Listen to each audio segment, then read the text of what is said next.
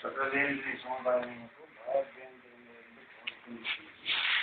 గతిని ప్రసాదించని ప్రాణం కావున ప్రాణశక్తి ఇతర విషయాల మీద హెచ్చించక సవిషయములను ప్రవర్తించలో అధిక రక్షణ చేయవలను. ప్రాణము అనేటటువంటిది ప్రతి ప్రాణిలో కూడా సర్వ ఇంద్రియం ఉంటే 96 తత్వంలో 20 ఇంద్రియంలో వ్యవహరించేటువంటి దాన్ని సత్కరించేంత ప్రాణం. మనం మాట్లాడాలన్నా ప్రాణశక్తి కావాలా, సంభోగించాలన్నా ప్రాణశక్తి కావాలా, నిద్రించాలన్నా ప్రాణశక్తి కావాలా, పిల్లల్ని జీవించుకోవాలన్నా ప్రాణశక్తి కావాలా, ఆలోచించాలన్నా ప్రాణశక్తి కావాలా.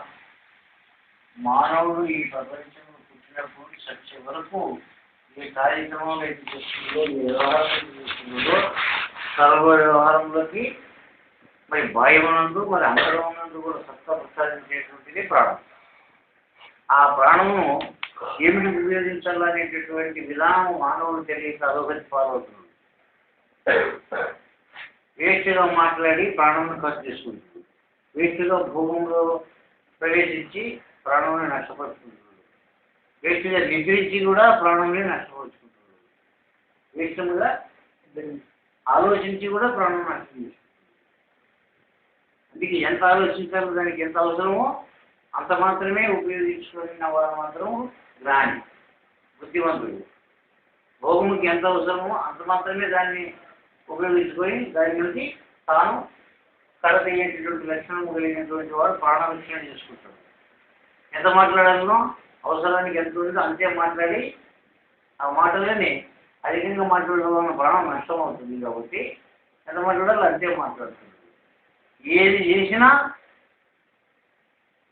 తనను రక్షించుకునేటటువంటి దానికి, తనకు ఉపయోగం అయ్యేటటువంటి దానికి, తనకు లాభమయ్యేటటువంటి దానికి మాట్లాడేటువంటి వాడే మానవుడు. వాడే నిజమైనటువంటి మానవత్వం కలిగేటువంటి వాడు. మరి తనమే తాను గుర్తించుకోకుండా తనకు ఉపయోగం కానిటువంటి దానిలోన, నిరుపయోగమైనటువంటి విషయంలోన, నిరుపయోగమైనటువంటి మాటల్లోన, నిరుపయోగమైనటువంటి నిధుల్లోన, నిరుపయోగమైనటువంటి ఆలోచనలోన ఈ ప్రాణాన్ని ఖర్చు చేసినట్లయితే మూర్ఖుడు. ఎందుకంటే పశుపక్షాదులు కూడా తమకి ఎంత అవసరం ఉండదో అంత అవసరంకి తగినంతనే ప్రాణాన్ని ఖర్చు చేసుకుంటాయి. మైతురాదులకు, భుక్తి భోక్తులకు, సుఖ సంతోషాలకు అవి ఖర్చు చేసుకుంటున్నాయి. మరి మానవుడు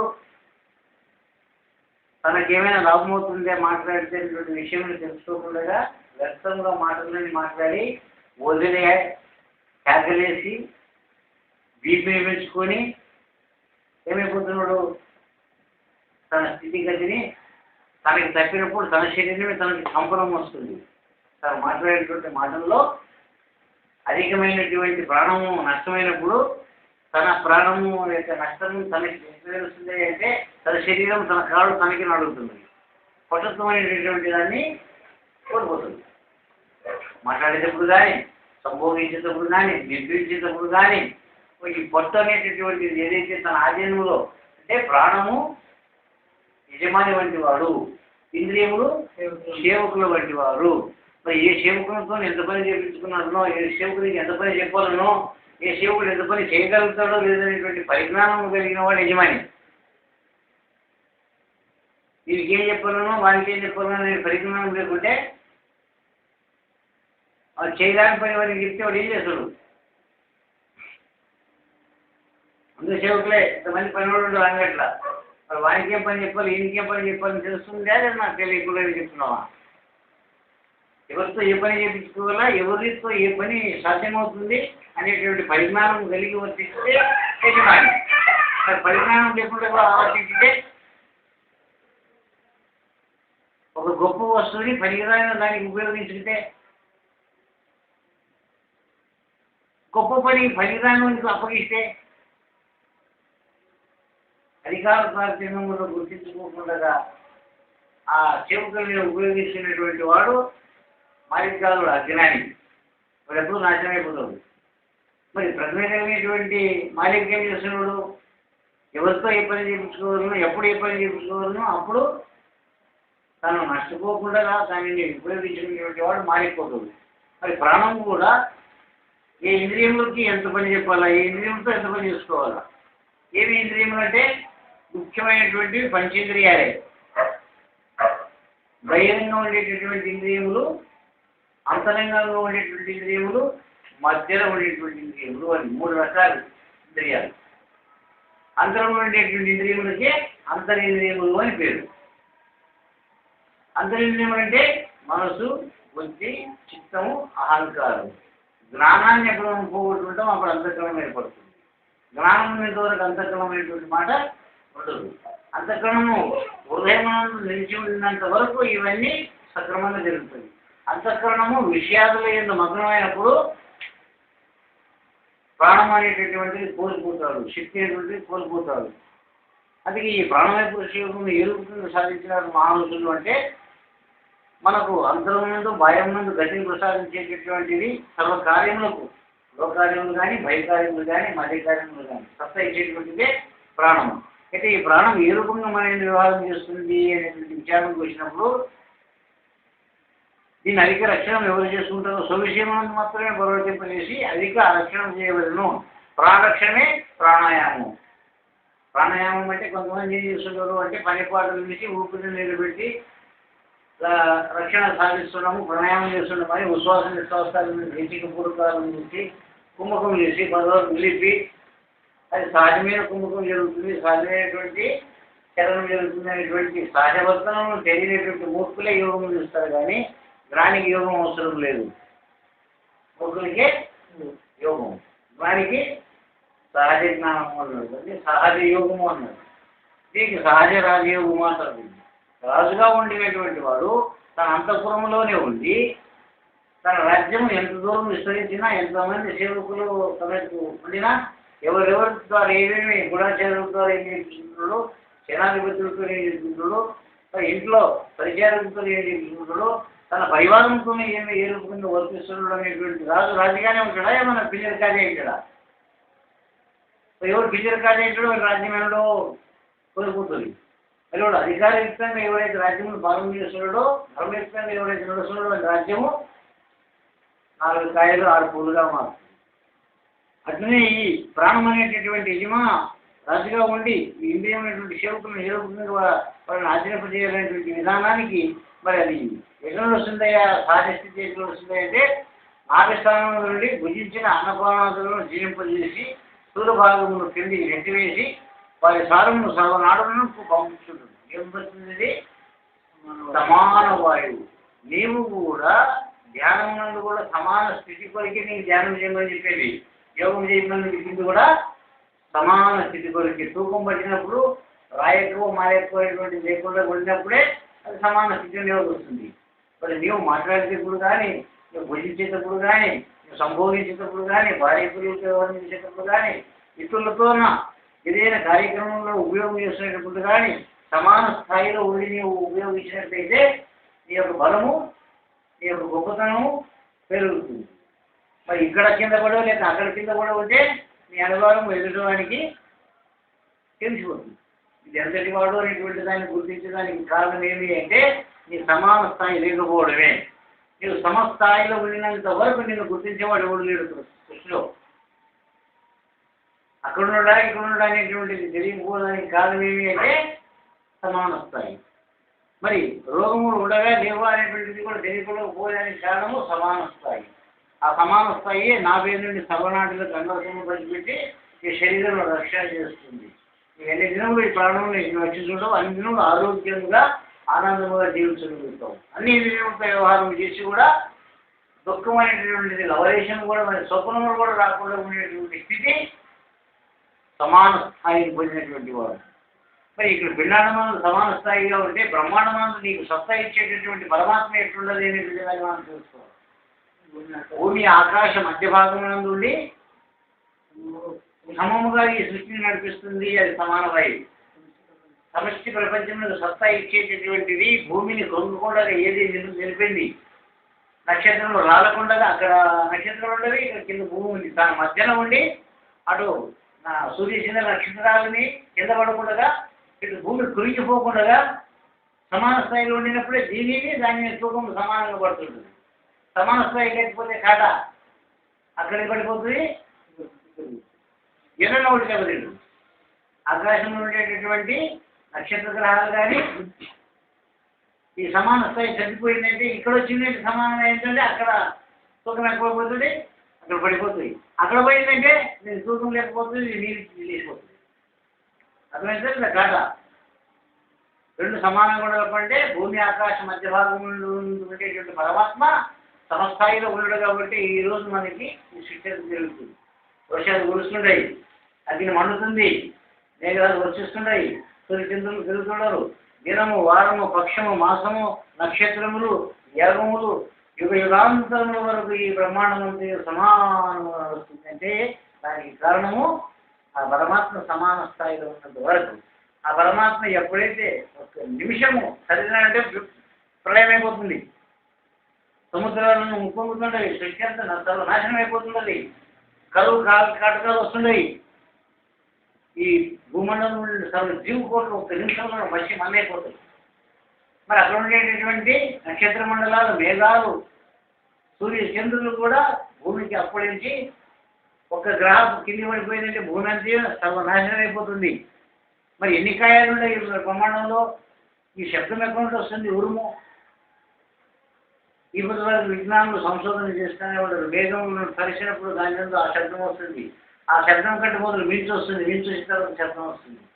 అక్కడ ఉండి రాకినటువంటి కరెంటు ఉరుములు అనేటటువంటి కింద పడి ఎన్నో భూములు కాలిపోతుంది. కాలి దాని శక, దాని యొక్క చెముకు, ముగ్గురాయి చెక్కుముగ్గురాయి కొట్టినప్పుడు వచ్చినటువంటి చెముకు వచ్చితే ఏ రూపంగా నీకు సొంతదాగిని కలిసి అట్లా భూమి మీద దాని యొక్క చెముకు కింద పడిపోయిందంటే భూమి అంతే కాలిపోతుంది.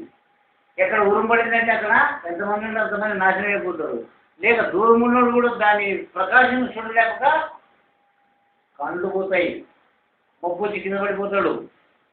మరి కేవలం ఒక చముకే దాన్ని చేయడానికి సాధ్యం కానిటువంటి మానవత్వము కోటి సూర్య ప్రకాశమైనటువంటి పరమాత్మని చూడగలుగుతావు. ఒక్క ప్రకాశం నుండి చూడలేవు, ఒక కింద నుండి చూడలేవు. మరి నీ సామర్థ్యం ఎంతది, నీ అహంకారం ఎంతది, నీ అభిమానం. మరి జీవాత్ముడే పరమాత్మ చెప్పినారు కదా అంటే చెప్పినారు అంటే అది 99 భాగముల్లో ఒక భాగం మాత్రమే. ఆ ఒక భాగం అనేటటువంటి దానికి ఉదాహరణ చెప్పాలంటే 99 పైసలు, అది ₹1 కాదు. మరి నీ ఒక్క పైసా దాంట్లో కలవకపోతే అది రూపాయి కానే కాదు. దేవుడు అనే దానికి ఆధారమే లేదు. ఆ రూపంగా ఇది ఒకటని చెప్పుకోవాల్సి వచ్చింది. కానీ అంశము ఒక సముద్రంలో ఉండిన నీరు ఒక గ్లాసు తీసుకొని వచ్చినా ఆ సముద్రంలో ఏ గుణం ఉందో ఆ గ్లాసులో ఉండిన నీళ్ళు అదే గుణం ఉంటుందే, వేరే ఉంటుంది. అయితే ఆ సముద్రం ఉండిన శక్తి, ఆ సముద్రం ఉండేటువంటి పొంగుతనం తీసుకుంటుందే, అదే ఇది అని చెప్పవచ్చే. కానీ దాని సామర్థ్యం దీనికి వస్తుందే. దాని సామర్థ్యం దీనికి రావాలంటే, దాని శక్తి దీనికి రావాలంటే ఒకవేళ దాంట్లో వచ్చినటువంటి అంశశక్తి వస్తుంది కానీ అఖండ శక్తి రాదు. గుణశక్తి, రసశక్తి, గంధశక్తి, స్పర్శశక్తి, రూపశక్తి, శబ్దశక్తి, ఇవి శక్తులే పంచతన్మాత్రలు. ఆ పంచతన్మాత్రమైనటువంటి ఆ పరమాత్మ శక్తులు కాబట్టి వారి శబ్దం ద్వారా నేను ఇంత ఉపయోగించుకున్నాడు, వారి స్పర్శ ద్వారా నేను ఇంత సంతృప్తించుకున్నాడు, వారి రూపం ద్వారా ఇవన్నింటినీ గ్రహిస్తాడు. మరి అంతర్గ్రహణం అనేటటువంటి అంతర్నేత్రం చేత కూడా గ్రహిస్తాడు. ఆగమ నిగమ ఉపత్తి చేసే సాగర మధ్యదార్థ నావల సాంగోపరంగా నేను గుర్తిరిగినదంతా భావిస్తున్నాను. మరి నేను ఆగమములు అనేటువంటివి, నిగమములు అనేటువంటివి ఏదైతే ఉందో కింద మీద, లోపల బయట, దీనికి మూలమైనటువంటి ఈ పదార్థం, ఈ జ్ఞానం తెలుసుకుంటుందో దాన్ని నేను గుర్తిరిగి నీకు చెప్తున్నాను. ఓకే, నేను చెప్పడం లేదు ఈ మాటని నీవు పరిశీలన చేసి చూసుకో. ఈ మాట నిజమా అబద్ధమా? నేను చెప్పినటువంటి మాటల్లో సత్యం ఉందే, అసత్యం ఉందే అనేటటువంటి దాన్ని నీకు కూడా జ్ఞానం ఇచ్చినట్టు కదా, నీ జ్ఞానంలో పరిశీలన చేసుకో. ఎందుకంటే సరపజైపోయినప్పుడు బంగారం తీసుకోవాలి, ఇనుమని ఎవరు తీసుకోలేదు, ఇప్పుడు తీసుకునేనారా? మరి సత్యానికి కష్టాలు వస్తుండవు కదా అంటే మరి సత్యం అనేది బంగారం కాబట్టి దానిని పరిశీలన చేస్తుంది. నిజమే సత్యమా అసత్యమైనటువంటి సత్యాన్ని పరిశీలన చేస్తుంది కానీ అసత్యాన్ని పరిశీలన చేసేదానికి అవసరమా? నేను భక్తుడనప్ప, నేను పూజనీయుడప్ప, నేను జ్ఞానినప్ప అనేప్పుడే నేను తిరిగి చూడవలసి వస్తుంది. కానీ నేను మూర్ఖుడను, నేను అజ్ఞాని అనేప్పుడు తెలిసిపోయింది. అజ్ఞాని మూర్ఖుని తిక్కేదేముంది అలా, కష్టపట్టేదేముంది అలా. అంతఃకరణమునందు ఏది ఉత్కృష్టమై ఉందో దానికే కష్టములు, దానినే పరిశీలించింది. కానీ ఉత్కృష్టమైన పదార్థం ఎవడు పరిశీలన చేయడు. అన్నపానాదులలో ఉండేటటువంటిది మలము అనేటటువంటి దాన్ని ఎవడైనా పరీక్ష చేస్తున్నాడా? అన్నపానాదుల పైన మమకారం కలిగినట్లో విషయం మీద మమకారం కలుగుతుందే. శ్రేష్టమైన వస్తువులను చూడాలని ఆపేక్ష ఉంటుంది, కానీ మలినమైన వస్తువులు చూడాలని ఆపేక్ష ఉంటుందే. ఎవడైనా సంతోషంగా చూస్తున్నాడప్ప అంటే సుందరమైన వస్తువులను చూస్తున్నాడు, కానీ భయంకరమైన వస్తువులు చూస్తున్నాడా? కళ్ళు చూడడా? భయంకరమైన వస్తువులని చూసి సంతృప్తిగా చూస్తున్నాడా? కళ్ళు చూడడా? భయపడే దేదానికి? భయంకరమైన వస్తువుకే, శృంగారమైన వస్తువుకే. ఎందుకు? కళ్ళు రెండు చూస్తుండదు, శృంగారం చూస్తుంది, భయంకరం చూస్తుంది. భయంకరం చూసినప్పుడు వదులుతుంది ఎందుకు? చూడకుండా ఉంచుకుంటుంది ఎందుకు? శృంగారమైన వస్తువుని ఇంకా చూడాలని అపేక్ష కలుగుతుంది ఎందుకు? చూపులోనే రెండు గుణములు ఉన్నాయి, శబ్దంలో కూడా రెండు గుణములు ఉన్నాయి. కానీ చూపులో ప్రత్యక్షంగా మీరు చూసిన తక్షణమే దాన్ని చెడదాన్ని ముందు నిర్ణయిస్తుంటావు. ఈయన తక్షణమే దాన్ని నిర్ణయించుకునే శక్తిని అంతకలం లేదు. యుక్తాయుక్త విజ్ఞానము అంతకలం లేదు. అన్నింటిలో ఏది మంచి ఏది చెడు అనేటువంటి పరిజ్ఞానం లేకుండా అన్నింటిని పొందుతాడు. ఏది మంచి ఏది చెడు అని చెప్పి నేత్రం తెలుస్తుంది కదా, తెలుస్తుందా కదా? ఇది శృంగారం ఉంది, ఇది భయంకరం ఉంది అనే విషయం తక్షణమే తెలుసుకుంటుంది. రూపము శబ్దం తక్షణమే తెలుసుకుంటుందా? ఎందుకు తెలుసుకోలేదు? తక్షణమే. అక్కడ కొన్ని విషయంలో ఉండేవి. రూపములు దశవిధ రూపములు ఉండేనా తక్షణ రూపములు గుర్తిరిగేటటువంటి శక్తి ఉండేటట్లు తక్షణమే శబ్దం గుర్తిరిగేటువంటి శక్తి శబ్దానికి లేదు. అంతఃకరణమునందు ధ్వని వర్ణము అనేటువంటి రెండు విభాగములు అయిపోతుంది కదా. ఏది మంచి ఏది చెడైనటువంటి పరిజ్ఞానం కలిగినంత వరకు ఆ శబ్దార్థ జ్ఞానాలను కూడా గుర్తించుకోలేము. ఇది శబ్దార్థముడే కాక అతి సూక్ష్మమైనటువంటి జ్ఞానం ఉంది, ప్రజ్ఞాన జ్ఞానం. అది అటువంటి దాన్ని స్పర్శ తక్షణమే గుర్తిస్తాం. కాల్పుదమయ్యి ఫలగుంది అని సమస్య చెప్పి తక్షణమే గుర్తిస్తాం. వాసన, సువాసన, దుర్వాసన తక్షణమే గుర్తిస్తాం. బాగా అర్థం చేసుకునండి. నందముని తక్షణమే గుర్తిస్తాం, రూపముని తక్షణమే గుర్తిస్తున్నాము, స్పర్శని తక్షణమే గుర్తిస్తున్నాము, రసముని తక్షణమే గుర్తిస్తున్నాం. నాలుగు తగిన తక్షణమే వికారము ఉప్పు పులుపు చేదు అని చెప్పి చెప్పేస్తాం. అది శబ్దముని తగిన తక్షణమే ఎందుకు చెప్పడం లేదు? ఎందుకు చెప్పడం లేదు? ధ్వన్యాత్మక వర్ణాత్మక రూపకంగా ఉండి అది ఆకాశవాచకమయ్యి ఏకరూపకంగా ఉంది కాబట్టి దాంట్లో వర్ణించినటువంటిది రాదు. శబ్దమును పరిశోధన చేసినప్పుడే దాని ఎందు విడదీసినప్పుడే దాని ఎందు ఉండేటువంటి గుణగణములను మనం తెలుసుకుంటాం. శబ్ద అర్థ జ్ఞానము అని మూడు విధములు విభజన అవుతుంది. ఈ తన్మాత్రములు ఏమిటటువంటి ఈ శబ్దమైన విషయములకు అంతఃకలమైనటువంటిది అంతరములో ఉండినటువంటి ఒక జ్ఞానం లేకుంటే కేవలం సంకల్ప వికల్పములు చేయడము, బుద్ధి నిశ్చయం చేయడము, చిత్తము చింత చేయడము, అహంకారం అభిమాన పరులనే వ్యవహారం చేస్తున్నదే కానీ జ్ఞానం అనేటటువంటి ఇంద్రియం లేకుంటే గుర్తయ్యేటటువంటి లక్షణాలు. కాబట్టి జ్ఞానంతో కూడినప్పుడు అంతఃకరణం అన్నాడు నేను.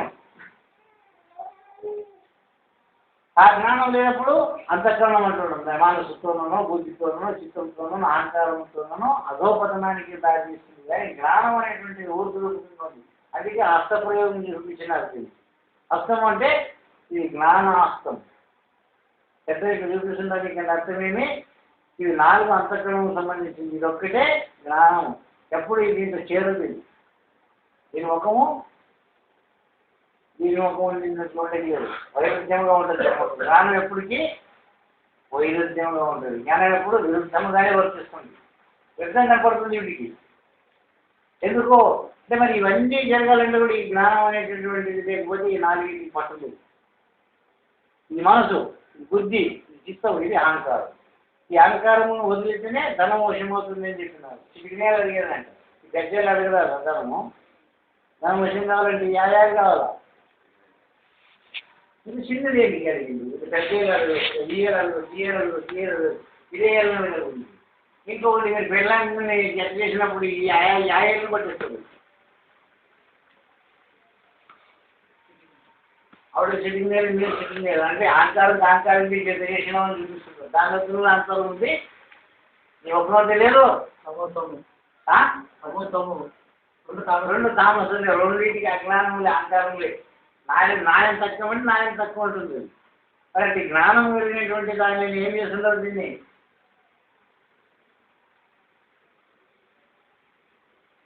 జ్ఞానం అంటే టెలిఫోన్ మాట్లాడుతున్నాం కదా, ఇది రెండు కాదు కాదు. ఇటు అహంకారం ఉండాలి, ఇక్కడ జ్ఞానం ఉండాలి. జ్ఞానం పూర్తిగా ఉండాలి, అహంకారం భయం ఉండాలి. ఓన్లీ అహంకారం జ్ఞానం శోభంలో ఉండాలా, అహంకారం అంటే కంట్రోల్లో ఉండాలి. బుద్ధి కూడా అది అహంకారం ఎక్కడుంది? నేత్రం ఉంది. కోపాగ్ని జ్ఞానం ఎక్కడుంది? ధ్వన్యాత్మక వర్ణాత్మకమైన శబ్దం ఎక్కడుందో జ్ఞానం అక్కడే ఉంది.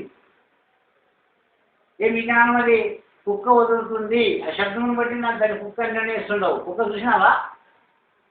ఆ కాకి వదులుతుంది అని చెప్పి నోటి నిర్ణయిస్తుండవు, శబ్దంలో నిర్ణయిస్తుండవు. కాకి చూసినావా? మరి పలాని వాడు బయట మాట్లాడుతున్నాడు అంటే వాడి శబ్దం బట్టి నువ్వు అన్ని యొక్క రూపం నిర్ణయిస్తుండవు, కానీ చూడలేదు. చూడకుండా ఆ శబ్దం నువ్వు గుర్తిస్తుండవు. ఒక్కడులా ఈ ప్రపంచంలో ఇన్ని వేల కోట్ల మంది ఉండేది, ఇన్ని వేల కోట్ల మంది శబ్దాలు వేరేనే ఉండేవి, ఇన్ని వేల రూపాయలు వేరేనే ఉండేవి. అది పరమాత్మకు వైశిష్టత. ఎంతమంది సృష్టించినా అంతమందికి కొత్త స్వరమే, కొత్త రూపమే, కొత్త యొక్క ఆకారమే. ఒకే ఆకారము లేవు. విజ్ఞానులు ఇప్పుడు ఎంత పరిశోధన చేస్తున్నారో ఒకరికి ఒకరు గుడ్డ లేదు, ఒకరికి ఒక రూపం లేదు, ఒకరికి ఒక స్వరం లేదు, ఒకరికి ఒక మనసు లేదు, ఒకరికి ఒక జ్ఞానం లేదు. సవ్యక్ష భిన్నంగా సృష్టి అంటాయి. అటువంటి అప్పుడు ఆ జ్ఞానం మీకు కలిగితే వాంటెక్కి నేను కావాలని కోరుకుంటే నీవు మూర్ఖుడు కాదు. నీదే నీకు వైశిష్టత ఉంది. అందుకే దీన్ని ప్రత్యేగాత్మ అని చెప్తున్నారు. ప్రత్యేగాత్మ అంటే ప్రత్యేకమే. కొడుకులు తండ్రి ప్రత్యేకమే. నీలో పుట్టిన నలుగురు కొడుకులు ప్రత్యేకమే. ఒక వస్తువుని 4 భాగములైనప్పుడు ప్రత్యేకమే. అందుకే ఆత్మ అనేటటువంటిది ప్రత్యేకంగా ఉండి దానిని పరిణామం చేసినటువంటి శబ్దస్పర్శ రూప రసము కూడా ప్రత్యేకంగానే ఉండదు. ఆకాశము దాని లెక్క లేదు, ఆత్మ లెక్క లేదు. ఆత్మ నుండి వచ్చింది అది. అట్లనే మరి ఆ యొక్క ఆకాశం నుండి వచ్చినటువంటి వాయువు ఆకాశం లెక్క లేదు, అది భిన్నంగానే ఉంది. ఆకాశము వాయువు నుండి వచ్చినటువంటి అగ్ని వాయువు లెక్క లేదు, అది భిన్నంగానే ఉంది. మరి అగ్ని నుండి వచ్చినటువంటి జలము అది వైవిధ్యంతో ఉంది. దాని నుండి దాన్ని నాశనం చేస్తుంది. ఏ దాని నుండి పుట్టిందో, ఏ దాని నుండి పుట్టింది అగ్ని? జలం ఏ దాని నుండి పుట్టింది? పుట్టి మరి ఏ దాన్ని నాశనం చేస్తుంది? అది ఆ జలము అగ్నిలోనే వచ్చేసింది, మరి అగ్ని నాశనం చేస్తుంది. వైరుధ్యం ఉంది జలంలో. వాయువు అగ్ని నడపలేదు, వాయువు వల్ల అగ్ని ఇంకింత ప్రజ్వలింపు చేస్తుంది. ఆకాశం నుండి వచ్చినటువంటి వాయువుకి ఆకాశం అందరికి అవకాశం ఇస్తుంది. వాయువు అగ్నిని ప్రజ్వలింపు చేస్తుంది, అగ్ని జలముని పుట్టించింది, కానీ దాని ద్వారానే నాశనం అయిపోతుంది. జ్ఞానాగ్ని సజ్జేన విషయ సంసార. ఈ విషయాలు ఉంటే విషయములే జలము, విషయేంద్రియములే జలాంశము. ఈ విషయముల వల్ల ఏమైపోతుంది? జ్ఞానం అనే అగ్ని నాశనం అయిపోతుంది. అందుకే అగ్ని ఆడిపోతుంది, అవుతుంది. దాంట్లో పుట్టింది కదా, జలంలో పుట్టింది. ఏమిటి పుట్టింది? అగ్గి. ఎక్కడ పుట్టింది జలంలో? చెప్పండి. నీళ్ళ వైరుధ్యం కలిగినటువంటిది కదా, ఎక్కడ పుడుతుంది అగ్ని? అగ్నిలో ఎక్కడ పుడతాయి? మరి అక్కడ పడబోతుంది, నీ పడబోతుంది చెప్పి నీలో ఎక్కడ పుడతాయి? నీలో అగ్నితత్వంలో జలతత్వం ఎట్లా పుడుతుంది? నీ అనుభవం కాదు కదా. ఆడ బడబాతుని పుడుతుంది, సుడిగాడ పుడుతుంది అంటే నాలో ఉండినటువంటిది కూడా బడబాతు నాకు గుర్తు కావాలి కదా. ఎవరు పుడుతుంది? జలము. ఉరికి పోయినప్పుడు కావు వస్తుంది. కావు వచ్చి నేను నిలబడిన తక్షణమే సాలాగైపోతుంది, నీళ్ళు వచ్చేస్తుంది వేసి. అగ్నిలోనే నీ జలం పుడుతుంది అనేటువంటి నీకు అనుభవం వస్తుందా లేదా? అట్లనే మూత్రం పోసేటప్పుడు మూత్రం అనేది కూడా వేడి కనపడుతుంది. అగ్నితత్వం ఉందే లేదా? జలతత్వం అనేటువంటి నీరు అంటే అగ్ని ఉంది అంటే అగ్నిలోనే నీరు వచ్చింది కానీ నీటిలో అగ్ని రాలేదు. అక్కడ అగ్నితత్వం అనేటువంటి దాని ద్వారా జలం ఏర్పడుతుంది. అగ్ని ఉష్ణాంశములు నీళ్ళను పెరిగినప్పుడే చెమట వచ్చేస్తుంది. ఉష్ణాంశములు పెరిగినప్పుడే మూత్రం వచ్చేస్తుంది. అధిక మూత్రం వచ్చేదానికి కారణము అగ్నియాంశం, అధిక వేడి. దేహరోగం ఉన్నోనికి అంటే సర్కరోగం ఉన్నోనికి మూత్రం ఎక్కువ ఎదిగిపోతుంది అంటే అధిక ఉష్ణం అవుతుంది కాబట్టి అక్కడ వేడి జాన్యాం కుతులు వస్తుంది. జాన్యాం కుతులు వస్తుంటే ఇప్పుడు దాన్ని కూడా మీకు ఎట్లా తెలుస్తుంది? అధిక వేడి ఎట్లా తీసుకున్నప్పుడు లోపల మంట వస్తుంది, సురుకు వస్తుంది. సురుకు వచ్చినప్పుడు ఏం చేస్తుంది? జాంకిని మూత్రం వస్తుంది. అది ఇంట్లోనే పుడుతుంది, జలమై అక్కడ పుడుతుంది. ఇట్లా ప్రతి తత్వాన్ని మన శరీరంలో ఉండేటటువంటి భూత పంచకముల ద్వారా మనం తెలుసుకున్నప్పుడు జ్ఞానం అంటుంటారు. కానీ ఏదో తెలుసుకుంటే జ్ఞానం కాదు, తనను తాను తెలుసుకుంటే జ్ఞానం. తన శరీరంలో నడిచే వ్యవహారమే తనకు తెలియకపోతే వాడు ఎన్ని వేషాలు వేసుకొని ముందర చెప్పేటువంటి కాలజ్ఞానం చెప్పిన కూడా వాడు అజ్ఞాని అన్నారు. జ్ఞాని కాదు. ముందు వచ్చేదని చెప్పినాడప్ప అంటే కూడా వాడు జ్ఞాని కాదు. నీళ్ళ మీద నడిచినటువంటి జ్ఞాని కాదు. ఎవరు జ్ఞాని? తాను కూడా తనకు తెలియని వాడు జ్ఞానిక్ అవుతాడు. తన అనుడే ముక్త. తన శరీరంలో తాను అనేటువంటి నేను ప్రతిక్షణం నేను ఎవరు వాడిని అంటే వానికే తెలియకుండా వాడు జ్ఞాని అవుతాడా? మరి వానికి ఎంత శరీరంలో జరిగే వ్యవహారంలో వాడు గుర్తించుకోకుంటే ఎవరి వల్ల జరుగుతుంది? ఏ పరమాత్మ సత్తా చేత నేను మాట్లాడుతున్నాను, వింటున్నాను, తింటున్నాను, అంటున్నాను, కంటున్నాను అనేటువంటి ఏ సత్తా చేత జరుగుతుంది? ఎట్లా మాట్లాడుకుంటున్నాను, ఎట్లా చింత చేస్తున్నాను, ఎట్లా ఆలోచన చేస్తున్నాను అనేటువంటి పరిజ్ఞానమే నీకు తెలియకపోతే జ్ఞాని కాలేవు. అందుకే ప్రాణమయ పురుష యోగాన్ని ఎవరు సాధిస్తాడు? వాడు జ్ఞాని. అది ఎట్లుంది? సమానం ఒక్కటే మనకు తెలుసుకుంటే నాభి ఇక్కడ ఉంది, బ్రహ్మాండమునందు కూడా భూమి ఆకాశం మధ్య భాగం నందు ఉంది. ఆ మధ్య భాగం దాటి నీటికి పోతే కిందికి రావు వస్తువు. గురుత్వాకర్షణ శక్తి ఎంతవరకు లాగుతుందో అంతవరకే అది తిరుగులాడుతుంది. ఇప్పుడు విమానాలు ఎన్ని ఎలా తిరుగులాడుతున్నావో ఆ భూమి ఆకాశం మధ్య భాగం దాటినామంటే అవి కూడా తేలుతాయి. పెద్ద పెద్ద వస్తువులైనా అక్కడ ఎందుకు అంటే ఆకాశావరణంలో తేలిపోతుండవు. కానీ గురుత్వాకర్షణ శక్తి తగ్గిపోయిందంటే అది నిలబడిపోతారు. కిందికి రావడము కష్టమవుతుంది, మధ్యనే తిరుగుతుంది. సో ఎన్నో మనకి ఇప్పుడు మీద ఆకాశగానం ఉండేటువంటి ఎన్నో తిరుగుతుండే మీద మన గ్రహాలే కాదు, ఈ మానవుడు సృష్టించిన గ్రహాలు కూడా తిరుగుతున్నాయి. అవిటిని కూడా పరమాత్ముడు ఆకర్షణ శక్తి చేత లాగిపెట్టినాడు. అవి పడిపోతుంది. ఒక్కొక్కప్పుడు ఈ గురుత్వాకర్షణ శక్తికి లోనైనప్పుడు అంటే ఆ కక్షకి దిగి వచ్చినప్పుడు ఆ పదార్థం కాదు చిన్నపడిపోతుంది. అందుకే ఎవరో చనిపోయింది అయితే చిన్నపడుతుందని చెప్పి మనకి చెప్తున్నారు. ఏడపడుతుందో తెలియదు, పడేది మాత్రం ఖాయం. ఎన్నో మనం తయారు చేసేటటువంటివన్నీ ఆకాశ మధ్య భాగంలో ఉంది. ఈ గురుత్వాకర్షణ శక్తికి లోన్ అయ్యేంత వరకే ఉంటుంది. ఎప్పుడు లోన్ అయిన వాళ్ళకి ఇంకుంటుంది భూమి. ఇట్లా మానవుడు కూడా తన జ్ఞానమును ఎంతవరకు ఈ విషయాలలో ఎందుకు లోనవుతున్నాడు అంతవరకే లాగుతుంది. విషయాధిష్టాన చైతన్యమునందు తాను దాటిపోయినాడంటే ఈ విషయాలు కూడా మీ మాటలు కూడా లేదు. వాడు విలక్షణ అయిపోతాడు. వాడు ఈ శరీరం నుండి అంటుకోకుండా ఉంటాడు. కుమ్మరిపూరకు అంటదని చెప్పుకుంటాడే కాదు, నీ శరీరం నీ అనుభవంగా నువ్వు చూసుకోవాలా. నీ జ్ఞాన విషయాలకు ఎప్పుడు దాసత్వం చెందుతుందంటే విషయంలో ఆవరణము ఇంకా దాటాల. విషయాలను దాటినప్పుడు విషయం తెలుసుకుంటున్నావు కానీ విషయం లోనగావు. భూమి ఆకాశం సమానం అనేటువంటి స్థితి నీవు ఇప్పుడు సమాన స్థితిలో నడిచినప్పుడు నీ యొక్క స్థితి జ్ఞానం ఊర్ధముఖంగా ప్రయోగిస్తుంది. ఎప్పుడు ఈ గురుత్వాకర్షణ శక్తి దాటుతుందో నీ జ్ఞానం విషయం నేను చేరలేదు. విషయాలు ఎందుకు తిరుగులాడుతున్నా కదా విషయాలు ఎందుకు చేరదు, జ్ఞానం లక్ష్యం అయిపోతుంది. ఇది సమాన పద్ధతి. మరి శరీరం రక్షింపజేసేదానికి కూడా సమానమే కావాలా, జీవశక్తిని పెంచడానికి సమానమే కావాలా, జ్ఞానం కలిగడానికి సమానమే కావాలా, శారీరాన్ని బతికేదానికి కూడా సమానం. సమాన స్థాయిని ఎప్పుడు పోగొట్టుకుంటే అప్పుడు కిందనైతే మీదనైతే సమాన స్థితిని పోగొట్టుకుంటే ఆలోచనలు మదనమైతావు, మూర్ఖుడవుతాయి. ప్రతిదీ సమాన స్థాయి తప్పిపోయిందంటే మీ స్థితి తప్పిందని అర్థం. మరి అంతర్మనం నుండి పిలించే అన్నపర్ణాలను చెంపుది స్థూల భాగంలో కింది ఎక్కి దాని సాధనలు సర్వనాడులను పంపి పనిచేసేటువంటిది. అంతేకాక విషయాలకు కూడా అది ఒక సమాన పద్ధతిగా ఉండినప్పుడు విషయాలలో కూడా సమానంగా అనిపిస్తుంది. వైవిధ్యులు లేకుండా జీవనం చేస్తుంది. సమానతే సమానం పడినప్పుడు ఆలోచింపగలుగుతావు, సమానం పడినప్పుడే న్యాయాన్యాయాలను చేయగలుగుతావు, సమానం పడినప్పుడే మంచి చెడులను గుర్తింపగలుగుతావు. సమాన స్థాయిని ఎప్పుడు తప్పించుకుంటావో మంచి ఏదో చెడు నీకే తెలియకుండా అయిపోతుంది. ఇది సమానమైనటువంటి పని. ఇక జ్ఞానము సర్వనాడు ఎందు రక్తాలను పరిశీలింపజేసి శిశువులను స్పష్టం తెలియజేస్తుంది.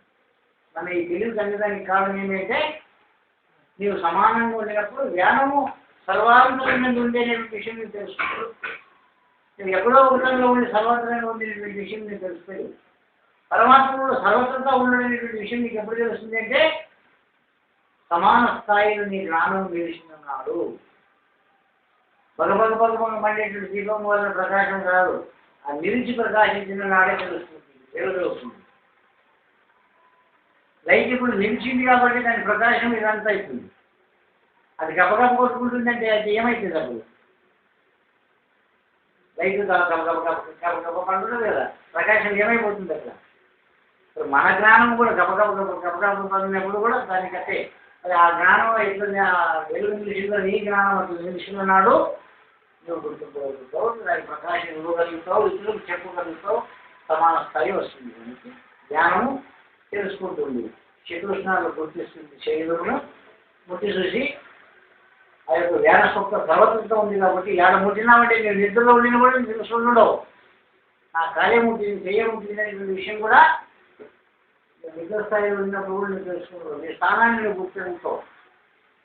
ఉదాహరణ అనేటువంటిది సుషుమ్నా నాడి నుండి వైఖరి వాక్యాలను సర్వవాక్యములను వశింపజేస్తుంది. ప్రధానమైనటువంటి వారు ఎక్కడుంది? సర్వాంగమైనటువంటి జ్ఞానం అన్నప్పుడు మాట్లాడేటటువంటిది ఏదైతే ఉందో ఉదాహరణని పేరు పొందింది కాబట్టి ఈ సమానము, ఈ వ్యానము, ఉదానము, ప్రాణము, అపానము అనేటువంటి సమానం ఎందు నేను అంతర్భూతములే. సమానమునందు ఏమేమి వీటిలో ఉండేటువంటి విషయం మనకు తెలియాల. సర్వంతరంగా ఉండేటువంటి వ్యానము యొక్క అంతర్మునందు ఉండేటటువంటిది సమానం. వ్యానం యొక్క అంతర్మునందు ఉండేది సమానము, సమాన అంతర్గతమైనటువంటిది ప్రాణము, ప్రాణాంతర్గతమైనటువంటిది ఉదానము, అపానము. ప్రాణం అంటే మాట్లాడేటువంటి ఉదాహరణ ఉంది, నెట్టేసి అపారం ఉంది, మధ్యన ప్రాణం ఉంది. ఉశ్వాస నిశ్వాస రూపకంగా మధ్యన ఉండి ఇటు బహిర్రూపకంగా శబ్దాన్ని అటు మలమూత్రాలను సంధించేటప్పుడు అపారము, మాట్లాడేటప్పుడు ఉదాహరణగా మారుతుంది. మరి ప్రాణముగా ఉండాలంటే సమాన స్థాయిలో ఉండినప్పుడు ప్రాణము, మరి సమాన స్థాయి ఉండాలంటే జ్ఞానము. ఎందుకు? జ్ఞానం సర్వత్రత ఉంది కాబట్టి ఇవన్నీ జ్ఞానం కూడా సర్వత్రత ఉంది. కేవలం మాటలు ఏంటి జ్ఞానం అంటే మాటల జ్ఞానం అయిపోతుంది. కేవలం విసర్జన జ్ఞానం ఉంటే చాణక్య జ్ఞానం అయిపోతుంది. ఇతరులని మాట్లాడకుండా చేసేటువంటి జ్ఞానము అపాన జ్ఞానము, ఇతరులకి విమర్శనాత్మకంగా తెలియజేసే జ్ఞానం ఉదాహరణ జ్ఞానము, మరి సరైన దాచుకున్నటువంటి జ్ఞానం ప్రాణజ్ఞానము. దానిని సర్వులకు సమన్వయపరిచినప్పుడు సమానం అనే జ్ఞానము. మరి ఆ సమానమైనటువంటిది ఏ రూపకంగా మధ్య భాగంగా నిలుస్తున్నప్పుడు జ్ఞానం అనేటువంటిది ఊర్దుని అదో రెండింటిని కంట్రోల్ చేసేటటువంటి స్థితి జ్ఞానమునందు సమానం ఉంది, సమానమునందు ప్రాణం ఉంది, ప్రాణమునందు ఉదాహరణ ప్రాణం ఉంది, పంచప్రాణం ఈ రూపకంగా ఉంది. కాబట్టి ఉదాహరణము సుషుమ్నా నాడి యందు ఉంది. ఈ రకమైన నాడులో లేదు ఉదాహరణ. మాట్లాడే మాటలు సూర్యచంద్ర నాడులు లేవు. అవి ఎక్కడ ఉండవంటే మధ్యమ సుషుమ్నా నాడం అనేటువంటిది ఉంటుంది. అది జ్ఞాన సరస్వతి.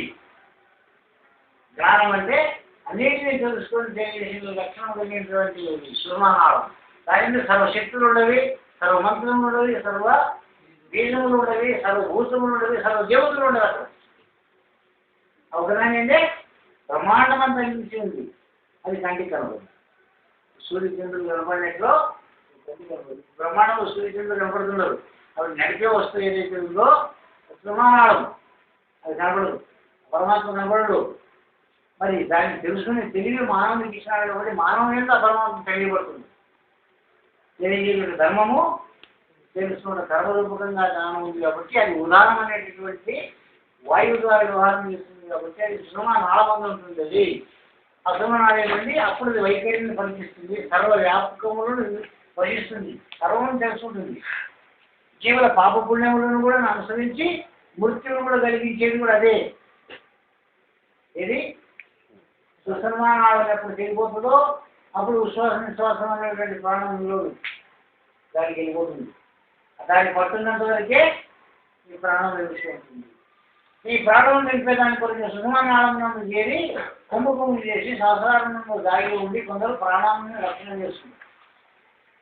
వ్యవహారంలో ఎందుకు రక్షణ చేసేటటువంటిది సహజ వర్తన, మరి సుసన్మానాలను రక్షణ చేసేటువంటిది ద్వంద్వ వర్తన.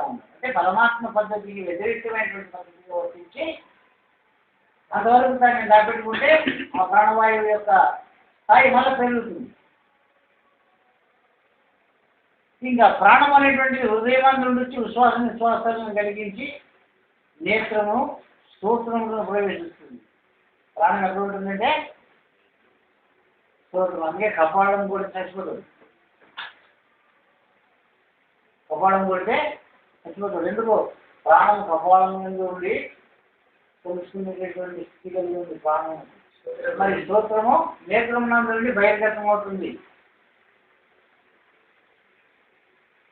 అంతరము బాహ్యమైనటువంటిది నేత్రేంద్రియమే నిర్ణయిస్తుంది కాబట్టి ప్రాణము హృదయం నుండి నిశ్వాసాలు కలిగించు నేత్ర స్తోత్రంలో ప్రవేశించి దాని విషయంలో ప్రవేశింపు చేస్తుంది. మొత్తం అంతఃకరణ ప్రాణము ప్రవేశం అనేటటువంటిది కారణము స్తోత్రము నేత్రమే. ఈ స్తోత్ర నేత్రాలు ఎవరు సాధ్యం ఉండవో వాళ్ళకి నా ప్రాణం సాధ్యం ఉంది. ఇంకా అపానము వాయుపొస్తలు ఏంటంటే మలమూత్ర శుక్ల శోణితములను విసర్జింపజేస్తుంది. మలమూత్రాలను అక్కడ నుండి నెట్టేస్తుంది. మరి సృష్టి కలిగించాలన్నా కూడా అక్కడ ఉంటే సృష్టి కలిగిస్తుంది. అక్కడ ఉంటే మలమూత్రాలను విసర్జింపజేస్తుంది. అక్కడ ఉంటే శుక్ల శోణితాలను అది ఆనందం అని అనుకుంటున్నాడు మానవుడు. ఆ ఆనందం కాదు విసర్జన అనేటువంటి విషయం తెలుసుకున్నప్పుడు తన శరీరంలో ఉండేటువంటి ధాతువులను నష్టపరుస్తున్నటువంటి విషయం తెలుసుకున్నప్పుడు రతనుకు జతను ఒకటితో ఖర్చుతారన్నాడు. జ్ఞానం కలిగిన వాడు వృధా చేసుకోవడం ఇంద్రియములు. వ్యక్తంగా మాట్లాడు, వ్యక్తంగా ఇంద్రియములను నష్టపరుచుకోడు. ఏ వస్తువు తన శరీరంలో ఉన్న ప్రతి పదార్థాలను రక్షణ చేసుకుంటుడే కానీ వృధా మాత్రం ఎప్పుడు చేసుకోడు. ఏం మాట్లాడినా, ఏమి చూసినా, ఏం వినినా, ఏమి తిరిగినా, ఏమి కలిగినా, ఏమి అనుభవించినా రక్షించుకునేటటువంటి లక్షణం కలిగి వర్తిస్తున్నాడు. కానీ పిచ్చివారి రీతిగా ఇష్టానుసారంగా వర్తిస్తున్న లక్షణం మనకు ఉండదు. కాబట్టి వాయుపస్తులు ఏంటంటే మలమూత్ర సుఖస్వామి విశ్లేషణ చేసి ఈ విధంగా ప్రాణపంచకము దేహమునందు ధరిస్తున్నది. కావున సర్వేంద్రియములు ప్రాణసత్వ చేతనే వారి కార్యములు జరుగుతుంది.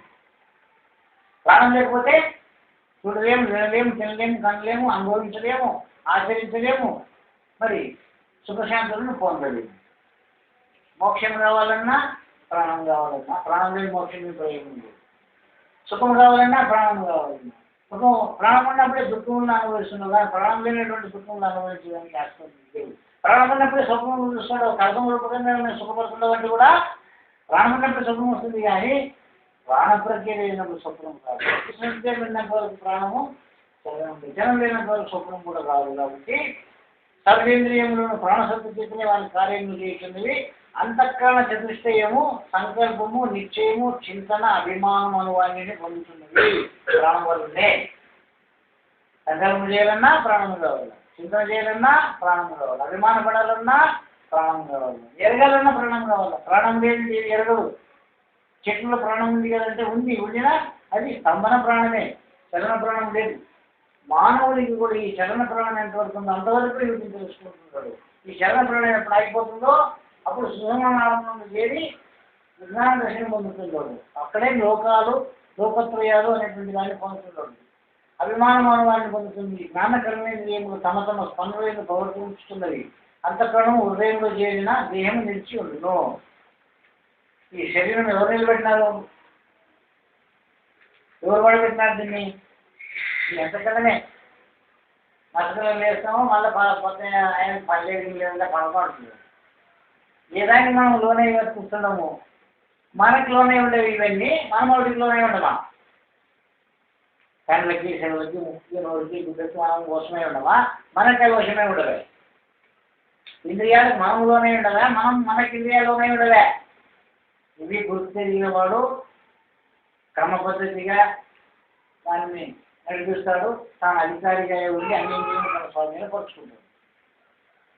ఇందుకే సర్వనందు ప్రాణమే శ్రేష్టమైన తెలియవలను. నిజమునకు ప్రాణం యజమాని వంటి వాడు, ఇంద్రియములు సేవకులు వంటి వాడు, ఇట్లు నిర్ణయించుకొని ప్రాణనిశ్చయం చెందువాడు ప్రాణమే పురుషయోగి చెప్పబడుతుంది. మరి ఆ ప్రాణము ఈ బ్రహ్మాండము ధరించి సమష్టి ప్రాణాన్ని చేస్తుంది కాబట్టి సమానం అంతరిక్షణం నుండి అనగా భూమి ఆకాశం మధ్య భాగంలో తెలియవలను. జ్ఞానము సర్వమును వ్యాపించి తమ జగత్తును ధరించి గతులను ప్రసాదిస్తున్నది కనుక దానికి జ్ఞానం అనే పేరు. ఉదాహరణము తేజం అంటుంది. తేజం అంటే సూర్యుని అంటుంది. ప్రాణము సూర్యుని. తేజం అంటే జ్ఞానం అంటుంది. ఉదాహరణము మాటలు అనేటువంటి జ్ఞానంతో ఉండాలి, జ్ఞానం లేకుండా వస్తాయి మాటలు. తేజం అంటే జ్ఞానమే, జ్ఞాన తేజం నందు ఉండేది ఉదాహరణము. ప్రాణము సూర్యుని ఉంది. ఆ సూర్యుని వల్లనే శీతకాలము, వర్షకాలము, వేసవి కాలం అనేది జరుగుతుండవు కాబట్టి వారి వల్లనే మేఘములు వర్షిస్తుండవు కాబట్టి వారి వల్లనే భూమి మీద సస్యాదులు వృద్ధిపొందుతుండవు కాబట్టి సర్వ ప్రాణులకు ప్రాణమే సూర్యుడు.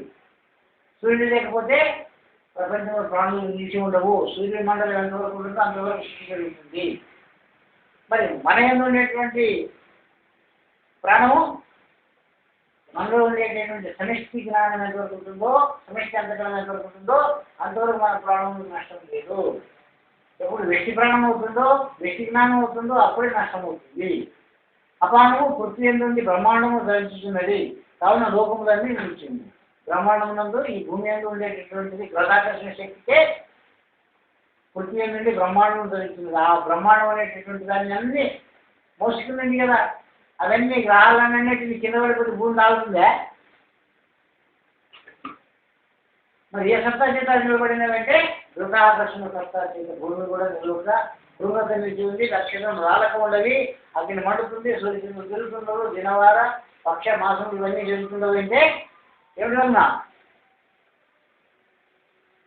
లోకములన్నీ నిలుచున్నామంటే లోకేశుడు సమష్టి ప్రపంచములకు ప్రకాశం వస్తున్నాడు.